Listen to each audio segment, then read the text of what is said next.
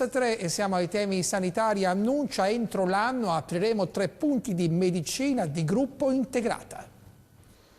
A livello locale il peso dell'assistenza sanitaria è destinato a spostarsi sempre più sui medici di base in forma aggregata e la medicina di gruppo integrata già avviata in altre zone della provincia. La CGIL spinge perché diventi una realtà anche a Bassano. Nell'USL di Bassano Asiago siamo molto in ritardo rispetto alle altre USL vicentine. Non c'è nessuna esperienza di medicina di gruppo integrata, che vuol dire medici che a rotazione stanno in un'unica struttura aperta dalle 8 di mattina alle 20 di sera e anche sabato mattina dalle 8 alle 12.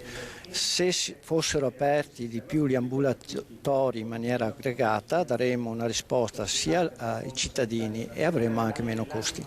Il direttore dell'US3 Antonio Compostella non si fa cogliere alla sprovvista. Entro la fine dell'anno i primi punti di medicina di gruppo integrata apriranno anche nel Bassanese. Uno è Marostica nell'ambito dell'ex ospedale, uno è Rosà dove l'azienda ha in comproprietà con il comune uno spazio adeguato e un'altra può essere Bassano.